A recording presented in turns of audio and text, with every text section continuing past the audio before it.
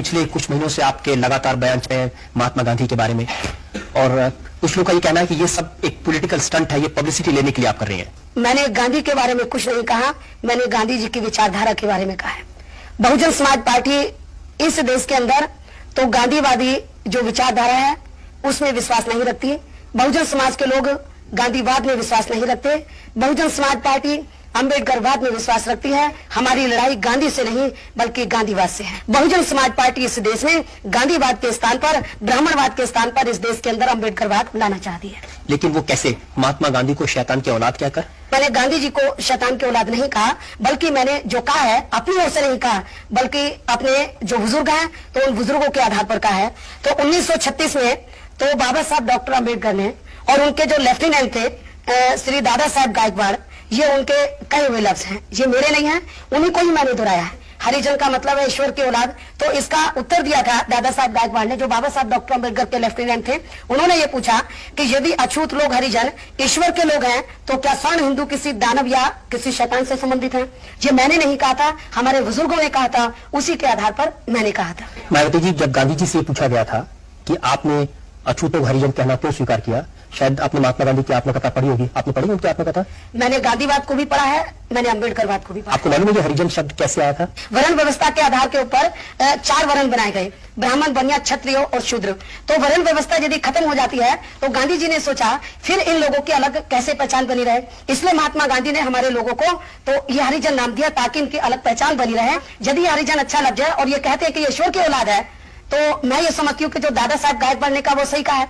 और यदि ये अच्छा लग जाए तो गांधी जी के मुताबिक क्या दूसरे स्वर्ण जो समाज के लोग थे तो क्या वो ईश्वर के लोग नहीं है? और हरिजन में अच्छा लगता तो गांधी जी ने अपने नाम के आगे क्यों नहीं लगाया था, या उनके चेलों ने अपने नाम के आगे क्यों नहीं लगाया था? बल्कि गांधी जी वर्ण व्यवस्था में विश्वास रखते थे। हमारे लोगों की अलग पहचान बनाने के लिए उन्होंने समाज को 2 हिस्सों में बांटा, एक हरिजन और दूसरा दुर्जन। उसके हिसाब से तो दूसरा दुर्जन ही हो गया ऐसा। और गांधी जी कहते थे मैं हरिजन हूं।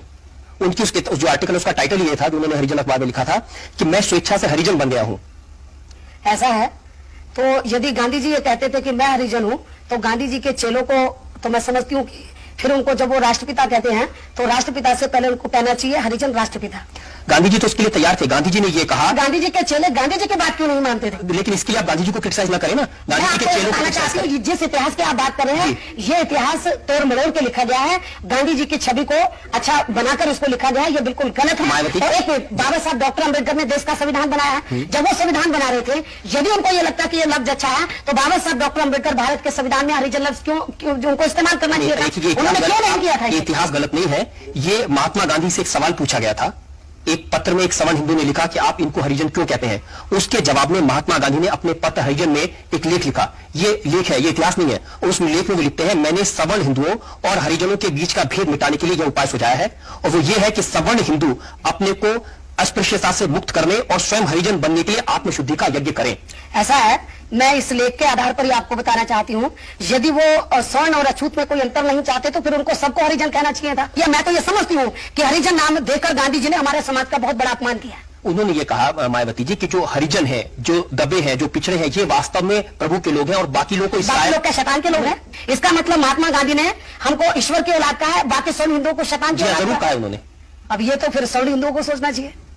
तो आप उनका भी नेतृत्व करेंगे सवर्ण हिंदुओं का? बता दें उनको फिर गांधी जी के बारे में लोगों को बताना चाहिए कि गांधी जी की विचारधारा सही नहीं थी। फर्क इतना है कि जो गांधी जी ने लिखा था वो कोट करूं और आप अपनी मैं अपनी ओर से नहीं कर रही। मैंने आपको ये किताब है, मैं आपको बता रही हूँ कि 1936 का मैंने हवाला दिया है। जो मैं कर रही हूँ अपनी ओर से नहीं करी, अपने महापुरुषों के आधार पर कर रही हूँ। 1936 से आज तक तो बहुत वक्त गुजर गया और उस समय तो भारत को आजादी नहीं मिली थी। 1947 में आजादी मिली। आज पूरा हिंदुस्तान गांधी जी को एक पुरुष नहीं मानता, उनको एक संत नहीं मानता, बल्कि वो एक फिलॉसफी है, वो एक थ्योरी है, वो एक वे ऑफ लाइफ है।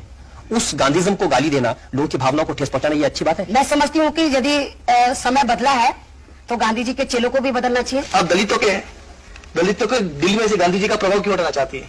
ऐसा है, गांधी जी यदि दलितों के हित के बारे में सोचते या दलितों के हितैषी होते तो बाबा साहब डॉक्टर अम्बेडकर को या और महान पुरुषों को इतना स्ट्रगल नहीं करना